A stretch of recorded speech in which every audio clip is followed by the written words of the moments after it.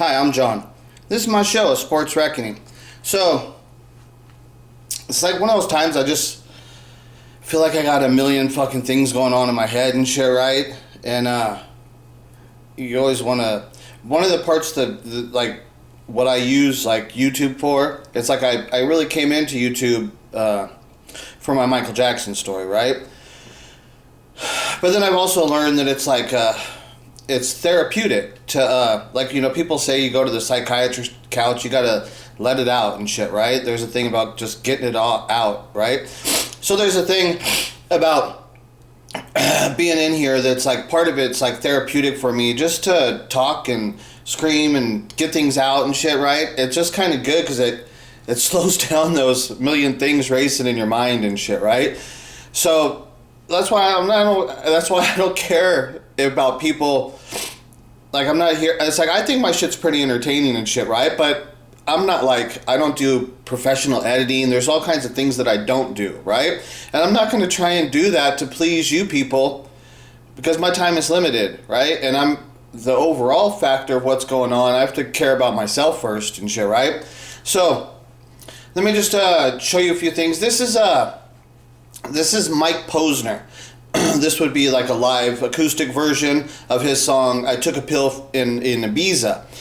Now, one of the things too is, like, when I do this right here, I'm gonna play this probably for over a minute, right? He's gonna be talking, right? And I would love to play you the whole thing, but it's one of those things I don't know with copyrights. If they just put a copyright claim, that's fine. Put a copyright claim on my page, right? And go ahead and run commercials on it. You take all the money. I'm totally fine with that, right? But sometimes they copyright block your shit, right? And then they're like, and then you make a video like this.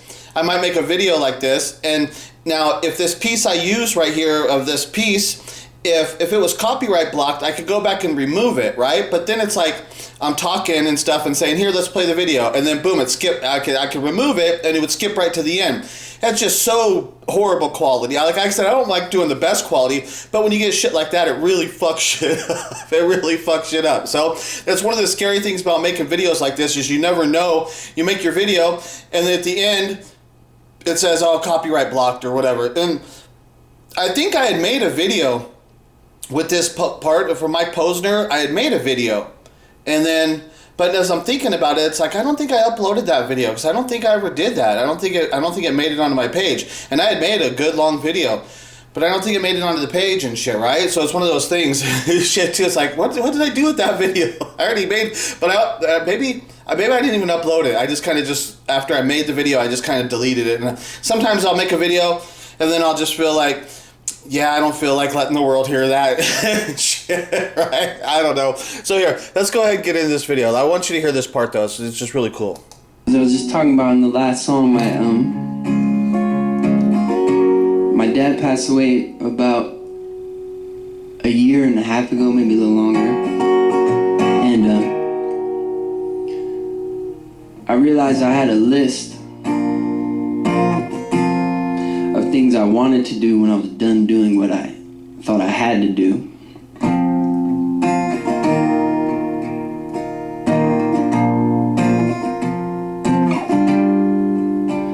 And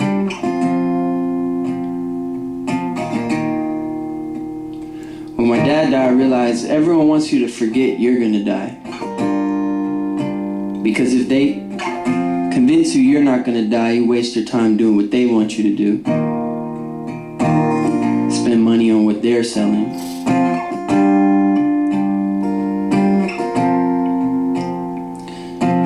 And it's like Dad died, and then my friend Avicii died, then my friend Mac died. And one day I'm gonna die. But before then I'm gonna live the way I wanna live.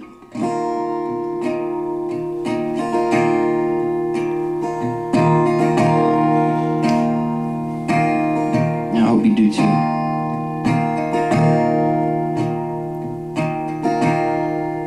I took a pill in Ibiza to show Avicii I was cool. Okay, so like I said, can't play at all and shit, right? It's hard to know what would happen and stuff, right? So, like, I'm not going to talk too much about stuff like that because it kind of just speaks for itself and shit, right? I just wanted to mention one thing is that, like he says, I took a pill in Ibiza to show Avicii I was cool. So, like, this is like a true story from him, I guess, is that he went to a Avicii concert in Ibiza, and he was there, and then somebody came up, he was just in the crowd and shit, and somebody came up to him and was like, hey, you're Mike Posner, right? And he's like, yeah. And they like said, here, take this pill. And he said he took it and it was like crazy. He says, he's like, I don't even know what the fuck it was, right? He took a pill, and then that's how this song is originated, right? And then I guess the Avicii guy committed suicide. There's some story, like, you know, because I know he died. I think he committed suicide, right? So it's just, it's an interesting story and shit, right? But let me go ahead and jump to the next thing. So yesterday, because it was this interview is 2.5 hours. So it's one of the things I'll do is I had seen that this interview had happened between the Andrew Tate and Tucker Carlson. Now, I really enjoyed Tucker Carlson as entertainment on his Fox News show, right? Like, I wasn't never watching Fox News, and then when CNN just turned to garbage and shit, like right after the Trump stuff, CNN just fully exposed themselves as fake news and just turned to total garbage. So it's like instantly turn that off, you know, because I always would have watched CNN every day, right? But then not after the Trump stuff, and then they changed and it was just so obvious, and boom, turn that shit off, right? That's how quick it goes, right?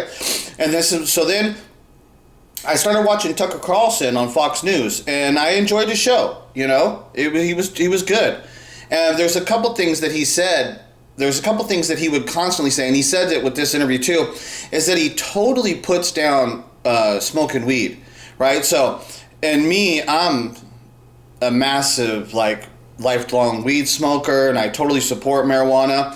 And so that's a thing that's like, I'm not, just because you oppose something that I'm a big part of and stuff, doesn't mean that I can't enjoy all of the other parts of your conversation and stuff. But there is a part too where I know that Tucker Carlson's actually a fraud, because there was I think it's that Marjorie Taylor Greene girl. She's like I think she's a congresswoman right now.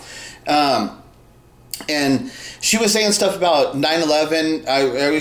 She talks about, I don't listen to a lot of, they don't play a lot of her stuff, right? And I don't just go out to search her and stuff, right? But I think there was something going on that she was talking about, like the 9/11 inside job stuff, like that, right?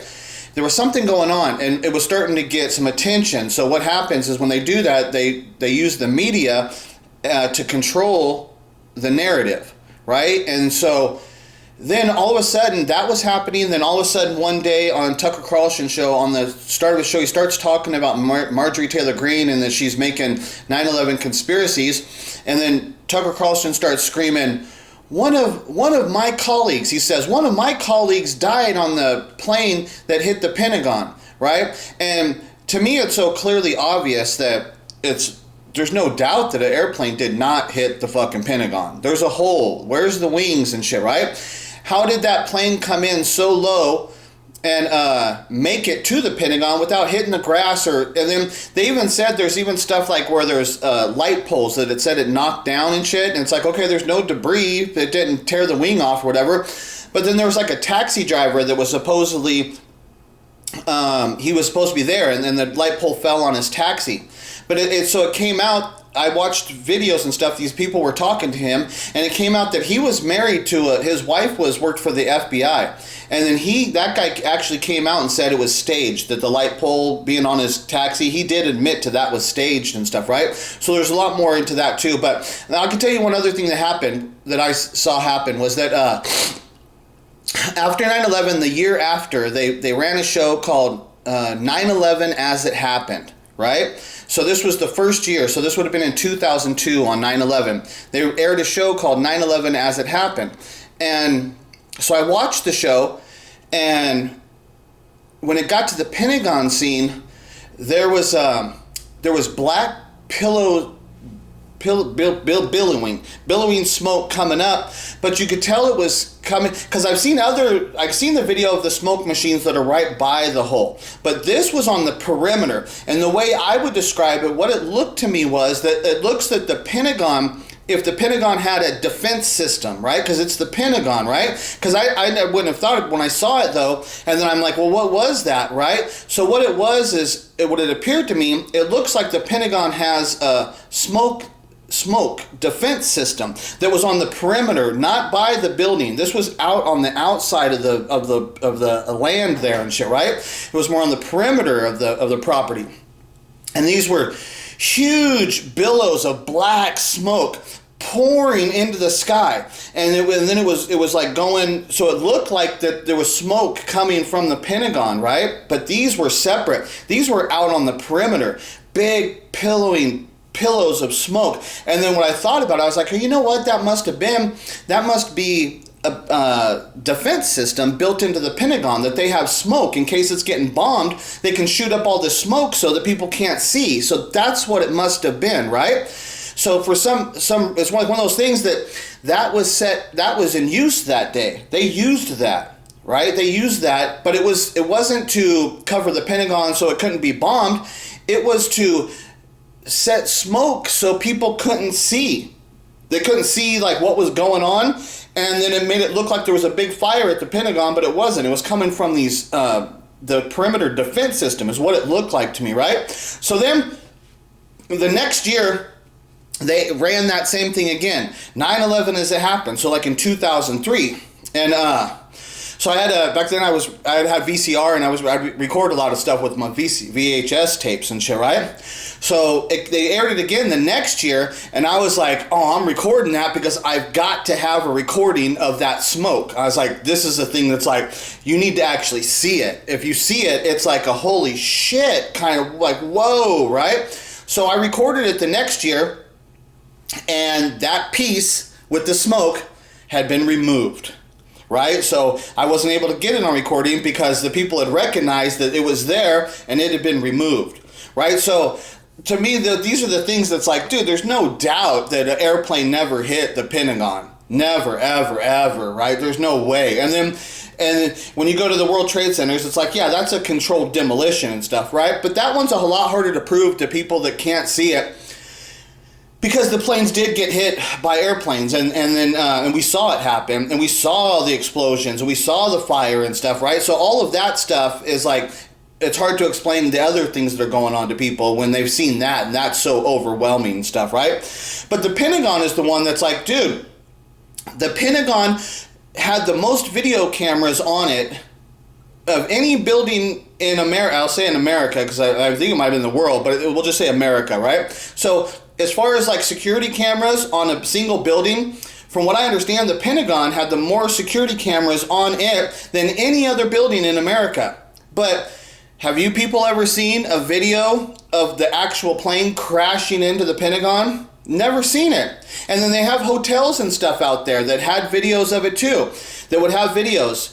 Never seen those videos, right? Because a plane never hit the Pentagon. And they keep telling you the story that it did. It's a big bullshit story.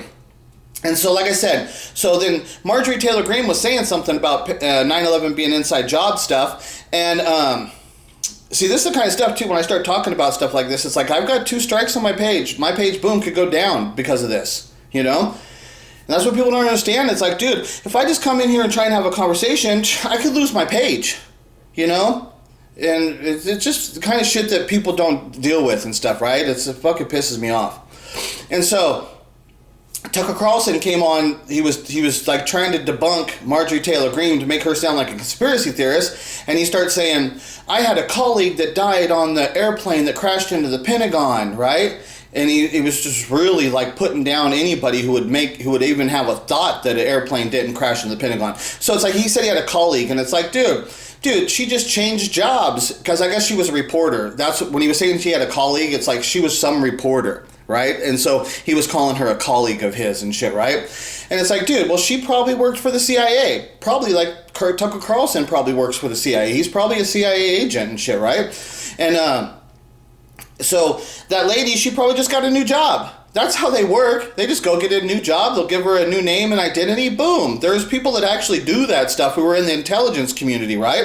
And then so they put her name and say she died, and they'll have a fake funeral for her and everything. They totally do that, right? But in reality, she just got a new job. It's really what happened. But so Tucker really was using that. And then, because then right after that, the Hannity, the guy that comes on after Tucker Carlson, the Sean Hannity, he came on and he opened up the show doing the same thing, saying, Marjorie Taylor Greene's saying this 9/11 conspiracy stuff, and he says, I had a colleague that died on 9/11, same thing. It was like, whoa, man, that is some weird shit, right? So, like, I don't trust Tucker Carlson, but I do enjoy his show. He's very entertaining, and he does talk about things that most people don't talk about, but there's this other stuff. There's an agenda. It's an agenda-driven form of conversation, and the information he's given is intended to rile the people up, right? It's a crazy thing. So then the Andrew Tate, he was having the conversation with Andrew Tate. Now, I've never really watched much about Andrew Tate. I just a little bit, very little and shit, right? But it was one of those things I wanted to give him a shot. I wanted to actually watch it so I could actually have a better understanding of him and stuff. And he's interesting. He's an interesting guy. But one of the things that he kept pushing is that you have to have, like, the men need to be like, what does he call it? Like military men ready for being military, basically to fight wars. And I understand that is needed in a time where there is war, where there is people trying to attack you and stuff. You need that, and you always need to be ready. It's like, that's the kind of, even if the world was super peaceful, I would still be like, oh yeah, but no, everybody go ahead. I wouldn't say, oh, the world's so peaceful, let's remove guns. I would say, no. The world's peaceful, and you go ahead and keep carrying those guns to let the people know that if they fucking act up, boom, they're going to be dealt with. So, like, it's like, I'm not like saying, oh, world's the peace, we got to remove all guns. I don't believe in that, because I know how fucking nasty human beings can be and shit, right? But he's really pushing the thing that you got to be like these military age men and stuff, right? And you've got to work out and you got to do stuff, right? And he's talking shit about people too, like, don't smoke weed and all this stuff. But then he smokes cigars and he drinks coffee all day. Like, okay, I don't drink fucking coffee. You know, this is the kind of thing. It's like, you can't tell me that I can't use my vice when you're using vices that I don't use. Like, I've never drank a cup of coffee in my life, right? But he drinks like 10 cups a day. Right? I did smoke cigarettes and shit, but I never smoked cigars, but he smokes like 3 cigars a day and shit, right? And it's like, you can't be telling me that my vice is bad when you have your own vices and shit, right? It's kind of shit like that bugs the fuck out of me and shit, right? So, because like talking about weed, it's like, okay, like a lot of you people out there, they're not heavy weed smokers. You wouldn't know if I tell you, like, okay, well, tell me the difference between a sativa and an indica. Right? If I asked you that, if you're not like a real weed smoker and stuff, then you wouldn't know that stuff, right? Okay, but so like I'm a sativa smoker. I smoke sativa because sativa gives me energy. And when I smoke weed and then I'm high, I like to work. I like to go get things done. I wake up early because I want to fucking smoke weed. When I'm smoking weed, I'm up early, you know? And I go right to work. I'm constantly working. It gives me energy when I smoke sativa. Indica is more of a heavy downer drug. It's more of a heavy downer version. Indica more relaxes you, right? So I smoke sativa. So I don't hear this shit where people always talking about weed. They act like everybody's smoking the fucking indica, and it's like they act like there's not the sativa out there and shit, right? I smoke sativa and shit. I like sativa fucking shit. That's what I'd always prefer to choose. I'd always buy sativa. So there's shit like that too. But the other thing is when he's talking about you got to be like military men and stuff, right? And so let me show you this photo. Okay? So this photo, war is over if you want it. Happy Christmas from John and Yoko. War is over if you want it, right? Now, what that means is it's not saying like the war is over, right? It's over, you know? No. What war is over means is that we are an advanced, sophisticated, intellectual being. And on this planet, there's plenty enough food for everybody. There's plenty enough opportunity for everybody. There's plenty enough for everybody on this planet, right? And we're intellectual people now, right? And we understand that some people have better skills than other people. And so if you do these skills, you can flourish and stuff. And that's just the way it is and stuff, right? But there's plenty enough for everybody. And there's no reason for war anymore. So war is over if you want it, because we are of the intellectual presence now that we don't need to fight wars and shit to resolve our issues and resolve our differences, because we're intellectuals and we should be able to have intellectual adult conversation and be able to work things out. So that's what war is over means when John Lennon is saying it, because this is not like in World War II, we're like, war is over, right? This is not saying the war is over, but there was the Vietnam thing going on too at that time. So you could get confused about what this actually means. But that's what this actually means. When he's saying war is over, that means we're intellectual people. And there's plenty enough for everybody. There's no need for there to be war. Right? There's no need. Now, there's always going to be people with problem stuff. And like I said, we could deal with those people. But we don't need to fight a fucking war and kill millions and millions of people for what? Right? For what? What's the purpose of that stuff now? It's only to keep the few power elites in control, to manipulate the fucking whole situation where they keep enslaving the population and the humanity so that they can have all of it for themselves. You know, that's really what's going on. So that's what that war is over. That's what war is over means. Now, I was watching... This is Justin Gamble. This is his other page, his page he had before. So that's him, Justin Escalona, whatever. My epic college graduation party from USC.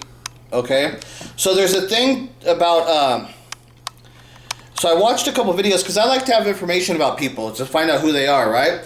So one of the recommendations came up to show this page and stuff, and I know that that's his. When I saw that, I'm like, oh, okay, that must be his other page, because that attack he had made against me where he complained to YouTube, and so he had actually had to write some letters and stuff, right? And then it was signed with his name and shit, right? So look, I haven't read those letters. I don't read them out loud and stuff, right? But he did. He actually attacked me, right? And so there's parts about this. It's like, okay, well, let me explain one part first. Is that so then I was watching one of the things, and he was at the Capitol Records building, and he was talking about how he makes money.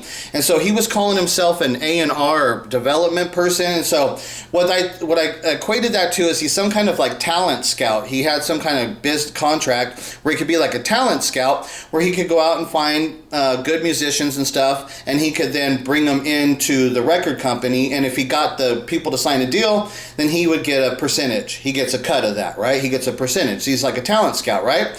And so it's like, see, how God works in mysterious ways is that, like I said, he knows who I am. He was able to write a letter trying to get my page removed. But what he doesn't know is that my Michael Jackson story, and I'm not being cocky, there's just no doubt about it. I know what it is, and I know what it's worth, right? So my Michael Jackson story is worth billions of dollars, okay? But I'm not the kind of guy... I don't live in that world, and I'm kind of scared to go into that world and stuff, right? And to go and get the money and to be a player and stuff, right? And get an agent and do all the things of what I'm kind of scared about that world. I don't really want to participate in that world, right? But there is no doubt that, like, the book deal that's what's worth with my Michael Jackson story, the book deal of what I could get if I was going to be a good little boy, right? And keep my mouth shut and just play along and stuff, right? And not say anything about 9/11, not say anything about slavery and shit, right? Not say anything about fucking the people fucking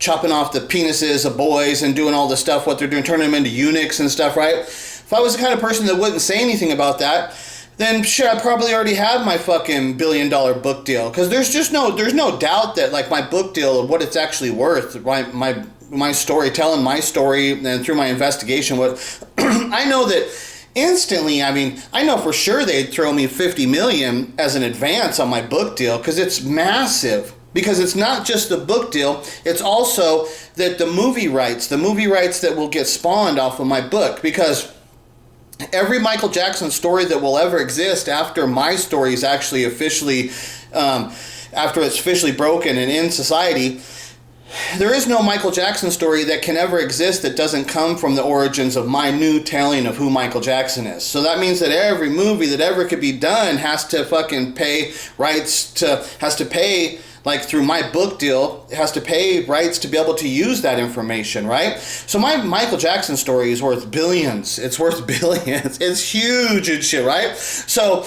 I kind of just consider that I'm already a billionaire. That's the way I kind of consider it, that I'm the one. I'm the one here. I'm the big deal. I'm the richest motherfucker. I'm the most successful. But it's like alternate universe. I just kind of don't live in that world and shit, right? But I know it's there. It's there. It exists and stuff, right? It's a door that I can open. I can go through. I'm not so sure I want to go through that door and shit, right? But the thing with Justin Gamble is, this is where I talk about how people are so frauds and they think they're so successful. His job is to be able to spot talent and understand the significance and the relevance of society, on how relevant it is in society. That's what he's supposed to be good at. That's his job and shit, right? So it was his job to be able to listen to my Michael Jackson story and to hear instantly, holy shit, he should have been able to hear how important it was. And so that's what I'm saying, is God brings people together. So like Justin Gamble, it's one of these things, because that's how I feel, is all these people I interact with, is what's happening is God's given them a last chance, because we're about to enter into the realm of eternal hell and shit on earth. And so with me, the way I feel is, with all the people I interact with, is that God's given everybody a chance, and he's using me to test these people. And he's using it with the Michael Jackson story is happening too. And so the people, if you can see what it is and stuff, it makes you a good person and stuff. There's a thing about it. But a person like Justin Gamble, he was tested by God through my presence, right? And I made contact with Justin Gamble and forced him to try and deal with who I am. And he called YouTube and tried to have my page removed, right? So he's a complete failure, right? He's a demon. Satan has control of him, and that's all there is to it. So I would never I don't care anything about what he's doing and any success he has. It doesn't matter, because he's sold his soul to Satan and shit, right? He's owned by the devil now, and now he's going to live in hell for eternity and shit, right? This was his last chance, right? His last chance was his encounter with me, and he called the police on me and tried to have me removed. So he fucked up really, really bad, because he could have been the person to get my book deal. He could have made contact with me, tried to be friends with me a little bit. Then he could have went out on his own, and he could have went to a publisher and showed him some of my videos, and then he could have showed him like the reports that have been happening about my story. He could have showed him that, and he instantly they would have been saying, okay, we'll give that guy fucking $100 million fucking deal, right? That's what would have happened. That would have been signing the upfront money. They'll just give me $100 million before I even write the book. They'll give me like $100 million. I already know what it's worth and shit, right? It's huge. And which then Justin Gamble could have got his cut off of that. Plus, then he would have been in business with me and stuff, and we could have kept doing other things, other development. And plus, he has a clothing company and stuff, right? It's like, dude, my fucking An American Scheme, like the logo that I use for my An American Scheme, after my story breaks, that logo, and that it's actually a photo. It's actually a photo that was painted by my uncle, but my uncle died before I was born. My uncle died in San Francisco in the hippie days stuff. I don't know this whole story and stuff. It's one of those things. This would be my dad's brother. But my dad's brother passed away like in San Francisco during the hippie day stuff with some kind of drug overdose thing, something like that. I don't know the whole story of what actually happened. But so the logo that I have on my An American Scheme page was a painting that was painted by my uncle. And that image is really valuable and shit, right? That's why I've used it and stuff. And so to have it as An American Scheme, to have my name with that photo, and then all of the other photos of stuff that I could create with linking up Michael and Diana and Smokey and stuff, right? So like his clothing company, that's nothing compared to the opportunity of what could have happened by producing my fucking product and shit. We're talking about $1 billion, and there's another fucking $1 billion company. Something he could have had direct involvement in and stuff, right? He fucked all that up though. Right? That's what I'm saying. God came to him. God let him live his life to have his talents so that he could meet me And but at that point, he was going to have to make his own choice and stuff. And that's why I'm showing you this USC photo right here of him graduating USC, is because I had heard a woman who had escaped from North Korea, right? And then she came to America, and then she watched the movie The Hunger Games, and she said that The Hunger Games, she says that's the story of North Korea. And we think about the Hunger Games as being like a future dystopian society and stuff, right? We think about it something in the future, and it's a whole different world. But she said, no, that's the way it is right now in North Korea. She said they have 12 districts like that, right? And the people are separated. She says they have 12 districts and they have the capital, just like in the Hunger Games movie. And that's what the people in the districts are basically all slaves, while the people in the capital have everything and shit, right? She was saying that is like how it is in North Korea right now. And she was talking about like how death is so common in North Korea that you just walk by it and there's people on the street. She said like she saw a guy and his bowels were like coming out of his anus basically because he was starving, right? And he couldn't, she said there was no meat on his bones to withhold in the bowels anymore, the internal organs, and the internal organs were spilling out of his anus or something like that, and he was on the street asking for help. And she says it's so common to see stuff like that you just walk by. Right? And so this is a thing that reflects upon that with Justin Gamble graduating from USC. Because like I said, I'm from Los Angeles. I've been on the USC campus, right? And I've been on like the UCLA campus, right? So USC is a higher, it's more expensive to go to USC than it is to UCLA. But if you go to the campuses, now when you're on the campus, you're like in a different world. It's like you're in the capital, right? But like, see, UCLA is right over, it's in Westwood, it's right there by Beverly Hills and shit, right? It's really nice. You go to UCLA, really nice area, really nice camp, everything about it. It's a good area, it's just really nice. But you go to USC, and now the campus is beautiful, but as soon as you step off of the campus, you're in fucking hardcore ghetto, really bad. It's completely surrounded by hardcore ghetto, and like it's right by downtown LA, and right, so in downtown LA, that's where you got Skid Row, so that would be where you have the largest population of the homeless people in Los Angeles, is right there in Skid Row, which is right by downtown LA, which is just on the other side of downtown LA is USC campus, is right there. It's really bad ghetto. It's really fucking weird when you go to USC because the college is so prestigious, but it's in the ghetto. It's really fucking weird. It's really weird. But that's that kind of thing where it becomes normalized, where you live in this world with all these successful people and everything's beautiful and all total luxury. And right next to you is the worst of the worst poverty and stuff, right? And so it becomes normalized. And that's like this thing with Justin Gamble. He's had those experiences, and that's the world in which he lives in, that he lives in a world that he's part of the elites, you know? He's in the capital and stuff, right? And he has no consideration for the poverty that's taken place right next to him and shit, right? He has no consideration.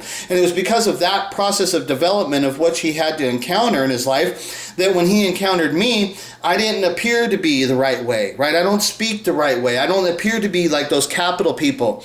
But in reality, he should have been just looking for the talent and the truth and the honesty and stuff, right? But he couldn't see that. And because of that, he freaking called YouTube on me and tried to have my page removed and shit, right? So just wanted to have a little bit of conversation and stuff, tell you about a few different things and stuff, right? Okay, so I'll talk to you guys later. Bye.